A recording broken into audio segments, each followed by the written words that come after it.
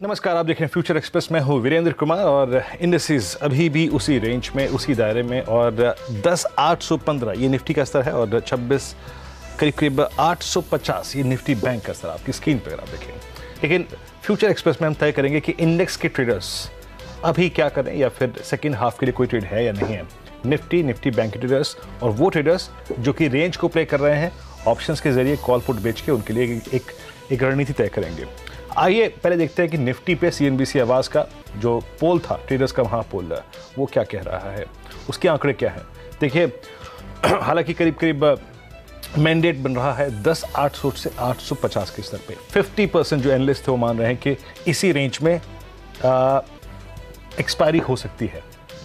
अब लगभग 9:15 से लेकर 12 बजे तक के आंकड़े कहते क्या हैं? क्या ये जस्टिफाई हो रही है रेंज है या फिर ये कोई ब्रेकआउट या ब्रेकडाउन हो सकता है? आप देखिए, 10,850 की कॉल में करीब 1240 और 10,900 की कॉल में 21 लाख कॉलें बिकी हैं। तो इन दो स्ट्राइक्स के मुताबिक प्रेशर जोन जो है वो माउंट अप हो रहा है करीब 860 से लेकर 890 क्लस्टर में। तो ऊपर की तरफ ये दायरा जस्टिफाइड है एज पर दीज स्टैट्स, इन आंकड़ों के अनुसार। नीचे पुट्स पे आइए, एग्जैक्टली पुट्स में क्या हो रहा है और पुट राइटिंग कन्विक्शन कहाँ है। एग्जैक्टली 10,800 जो कि सुबह का लो था, जो बेस था, उस पे ह्यूज पुट राइटिंग और ये ओआई पहुंच गया है अब 50 लाख का। 28 लाख पुट बिके हैं। तो अब तक के आंकड़े जस्टिफाई करते हैं इस रेंज को। निफ्टी बैंक पर आइए सीएनबीसी आवाज़ का पोल क्या कहता है, किस रेंज में, किस दायरे में एक्सपायरी हो सकती है। यहाँ पे 60% ब्रोकर्स एनालिस्ट मानते हैं कि करीब 26,800 से 950 के इस 150 पॉइंट के क्लस्टर में निफ्टी बैंक की एक्सपायरी हो सकती थी। यहाँ मैंडेट थोड़ा 10% ज़्यादा है निफ्टी से। अच्छा, आइए देखते हैं कि अब आंकड़े क्या कहते हैं। ये कॉल आपकी स्क्रीन पे है। 26,900 की कॉल, 7,27,000 की कॉल में ज़्यादा कन्विक्शन बन रहा है और 27,000 की कॉल में 10 लाख कॉलें बिकी हैं। पुट्स पे आइए, एग्जैक्टली पुट्स में क्या हो रहा है और कहाँ पे कन्विक्शन है कि वो लेवल ब्रीच नहीं होगा, और वो है शायद 26,800। तो एग्जैक्टली अगर आप देखें वही दायरा, वही रेंज, उसी रेंज के बने रहने की संभावना। अनुज मेरे साथ है बातचीत करने के लिए। अनुज, गुड आफ्टरनून, कार्यक्रम में स्वागत है। आई थिंक एक रेंज और कल ऊपर की तरफ एक फेलियर हुआ और नीचे की तरफ भी अगर आप देखें टिका नहीं बाजार, तो एग्जैक्टली यही रेंज पकड़ के चल सकता है। Very good afternoon. देखिए, आज जो है ना, एक और चीज़ जो आपको इस आंकड़े में जोड़नी चाहिए वो ये कि कल विक्स में बहुत बड़ा सर्ज आया था, 1890 ऑलमोस्ट। हाँ, तो इसकी वजह से ऑप्शंस बहुत महंगे हो गए थे जब कल मार्केट बंद हुई थी। तो आज सुबह क्या हुआ है, आज जो स्मार्ट मनी है वो एक्सपायरी वाले दिन ऑप्शन राइटिंग कर दी है, क्योंकि एक बहुत अच्छा खासा प्रीमियम मिलता है आपको। अगर आपने आज सुबह 10,800 की पुट बेची होती या 10,850 की कॉल बेची होती तो आपको अच्छा प्रीमियम मिल रहा था। 10,850 की कॉल मेरे ख्याल से 40 रुपये तक अवेलेबल थी सुबह। 10,800 की पुट भी अच्छे खासे प्राइस पे अवेलेबल थी। तो वो शॉर्ट स्ट्रैंगल 80-90 रुपये की। हाँ, 10,800 10,850 के बीच में शॉर्ट स्ट्रैंगल हुआ है। लोगों ने जो स्मार्ट मनी है उसने पैनिक का फायदा उठाया, जो ऑप्शंस के प्रीमियम बढ़ गए हैं उनको बेचा गया है, वो हुआ है। लेकिन अभी तक रेंज ब्रेकडाउन का मुझे सिग्नल मिला नहीं है। हालांकि मार्केट वीक है, इसमें कोई डाउट नहीं है, मतलब ऊपर के लेवल से फिसल गया है, लेकिन 10,800 नहीं तोड़ रहा है ये। और 10,800 मुझे लग रहा है कि एक सैक्रोसैंक्ट लेवल बन गया है अब। वो अगर टूटा तो शायद थोड़ी सेलिंग आएगी, लेकिन जिस तरीके से ऑप्शंस का डेटा मैं पढ़ रहा हूँ, जैसा आप भी पढ़ रहे हैं, मेरे को लग रहा है कि 10,800 से 850 शायद थोड़ा टाइम और मार्केट रेंज में रहेगी। और उसके बाद 2 बजे के बाद एक मूव पॉसिबल है आज निफ्टी में। बैंक निफ्टी मुझे थोड़ा रिलेटिवली स्ट्रॉन्गर लग रहा है, क्योंकि जिस तरीके से कोटक और एचडीएफसी बैंक में लोअर लेवल पे बाइंग है, हर लेवल से पुल बैक थे। एग्जैक्टली, तो उसके लिए मुझे लग रहा है कि 26 बैंक निफ्टी ने अपना 200 डीएमए नहीं तोड़ा है इस पूरी फॉल में, और अब आप जो है 200 डीएमए से सिर्फ 100 पॉइंट ऊपर है। मेरे ख्याल से रिस्क रिवॉर्ड फेवर में है एक लॉन्ग ट्रेड ट्राई करने की। नहीं चली तो नहीं चली, ऑप्शंस के जरिए अगर आप चाहें थोड़ा और प्रीमियम कम होने दें, उसके बाद अगर आप चाहें तो एक लास्ट घंटे के लिए पोस्ट 230 आई थिंक है। हाँ, पोस्ट 230। कोई टर्निंग पॉइंट आज? तीसरी बार सेम स्टॉक में टर्निंग पॉइंट पर आ रहा है, और जो पिछली 2 बार वो काफ़ी सही उसने रिटर्न दिया था, आपको याद होगा। कोटक की बात कर रहा हूँ मैं। 100 डीएमए से पिछली बार उसने 100 रुपये का बाउंस दिया था। आज एग्जैक्ट जो इसका लो है, इसका 100 डीएमए है 1213, और जिसका लो है 100 डीएमए 1212.95, और इसका आज का लो है 1213.2। तो अब ठीक है, 5-6 रुपये इधर उधर हो सकता है। और मैं फिर ये बात कह रहा हूँ कि आज एक्सपायरी है तो कुछ भी हो सकता है, लेकिन सेटअप बिल्कुल उसी तरीके से प्रिपेयर्ड है। अगले 3-4 दिन में कोटक में आप एक बड़ी रैली देखेंगे। वो आईएनजी की स्टेक सेल का न्यूज़ खत्म हो गया, तो अगले महीने के लिए अगर आप इसको खेलना चाहें, आज तो एक्सपायरी है तो मेरे ख्याल से आज तो ज़्यादा कुछ मूव दिखेंगे नहीं स्टॉक्स में। होगा तो एक्सपायरी पे मूव आएगा, लेकिन कोटक मुझे लग रहा है वापस रिस्क रिवॉर्ड के हिसाब से अपने 100 DMA पे आ गया, तो वो एक लेवल है जहाँ से पिछली बार बहुत अच्छा बाउंस आया था। Okay, exactly. अगर आप देखिए Kotak Mahindra bank, I think मेरे यहाँ ये जो 1213 का लेवल है 200 एक्सपोनेंशियल मूविंग एवरेज, मैं एक्सपोनेंशियल यूज़ करता हूँ, तो एग्जैक्टली अगर आप देखें 200 एक्सपोनेंशियल मूविंग एवरेज, आज जो मुनाफे की तैयारी में मैं जिक्र कर भी रहा था कि इस पर नज़र रख के चलिएगा।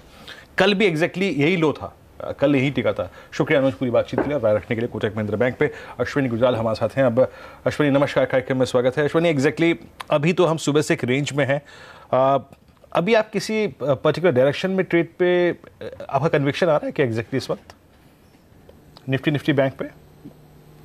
देखिए, पिछले 2-3 दिन से बहुत एक वाइड रेंज है और वो वाइड रेंज है 10,720 और 10,920। एक वाइड रेंज में अक्सर जो है साइडवेज मार्केट रहती है, तो मेरे हिसाब से जितनी बारी हम 10,800 से नीचे जाने की कोशिश करें, इसको खरीदना चाहिए, और बाई चांस अगर हम 10,900 से ऊपर जाने की कोशिश करें तो वहाँ जो है बिकवाली होनी चाहिए, क्योंकि वाइड रेंज और वाइड नहीं होती, वाइड रेंज उसके बाद कंप्रेस होती है। तो जैसा आपने सुना कि निफ्टी, बैंक निफ्टी पे ऑप्शन प्रीमियम हाई है, तो मार्केट का रुझान ज़्यादा साइडवेज रहेगा। तो 10,840-50 तक मोटा मोटा जो है एक्सपायरी वगैरह होनी चाहिए, लेकिन ये है कि अभी कुछ टाइम हम रेंज बाउंड रहेंगे। ऐसा नहीं लगता कि हम बहुत ज़्यादा बड़ा ब्रेकआउट देखेंगे। अश्विनी, आज स्टॉक स्पेसिफिक राय क्या है आपकी? देखिए, स्टॉक स्पेसिफिक भी एक डायरेक्शन में राय बनाई है, क्योंकि मार्केट 10,800 के आसपास रहा है, तो अगर एंड में रैली आती है तो वहाँ पे वीआईपी इंडस्ट्रीज़ में बाय है 400 का स्टॉप, 425 का टारगेट। बलरामपुर चीनी में बाय है 126 का स्टॉप, 138 का टारगेट, और आरआईएल में बाय है 1230 का स्टॉप और 1265 का टारगेट। ओवरऑल आइडिया ये है कि अगर मार्केट शॉर्ट है पिछले 2-3 दिन के इवेंट से, तो आज वो स्ट्रेस लेवल मार्केट का नीचे है, तो एंड में शॉर्ट कवरिंग आ सकती है, क्योंकि शायद शॉर्ट आगे ले जाने में लोग कंफर्टेबल इतने ना हों। अश्विनी, एक और चीज़ पूछना चाहूँगा आपसे, ये सरकारी बैंकों पे आज इलाहाबाद बैंक स्ट्रांग मूव देता हुआ, कैनरा बैंक ने आज 220 की रेंज से काफ़ी बड़ा पुल बैक दिया है, कल भी दिया था, कोई इस पर एक हिंट देना चाहेंगे? देखिए, सरकारी बैंक में कल कैनरा बैंक 5% था, आज डाउन है। मुझे लगता नहीं है कि ऐसा सरकारी बैंक में कोई लंबा चौड़ा ट्रेड है। मुझे लगता है HDFC बैंक में, कोटक में, प्राइवेट बैंक्स में ज़्यादा तेज़ी है, तो वहाँ पे अपना रुझान बना के रखे तो 26,650 लोअर एंड है बाउंड्री का, तो 27,000 तक रैली मिल सकती है। ओके, शुक्रिया अश्विनी इस कार्यक्रम में शामिल होने के लिए और सभी स्टॉक्स और इंडस्ट्रीज पर रखने के लिए। इस बीच हमारे साथ सचितानंद मौजूद है अपना रुख रखने के लिए। एग्जैक्टली, माफ कीजिएगा, इस वक्त हमारे साथ विकास सालुके हैं। विकास, गुड आफ्टरनून, कार्यक्रम में स्वागत है। विकास, आपकी निफ्टी बैंक पे अप्रोच क्या है और सेकंड हाफ के लिए अपने क्लाइंट्स को राय क्या दिया है आपने? Good afternoon Virendra. देखो, लास्ट कुछ दिनों में जिस हिसाब से न्यूज़ स्पेसिफिक भी हो रहा है, जियो पॉलिटिकल की वजह से जो भी टेक्निकल लेवल्स जो हम लोग यहाँ पे नोटिफाई करते हैं, जैसे कि लास्ट 3 दिन में अगर 100-200 DMA वहाँ पे जाके सस्टेन नहीं करे, 2 बार उसने कंपेरेटिवली इंट्राडे में एक अच्छा खासा ब्रेकआउट यहाँ पे देखने मिला था। बट आज का और कल के 2 कैंडल को देख के अगर मैं यहाँ पे देख रहा हूँ, तो मुझे लगता है कि यहाँ पे एक सेकेंड हाफ में थोड़ा भी बाउंस बैक आ रहा है। मुझे लगता है कि वो 200 DMA के ऊपर नहीं जा पाएगा, वहाँ पे उसको इमीडिएट रेजिस्टेंस देखा जाए। तो आज अगर देखो तो सुबह खुला भी वहाँ से वापस रिट्रेस हुआ, वापस 10,840 के आसपास जाके वहाँ से वापस प्रेशर बिल्ड हुआ था।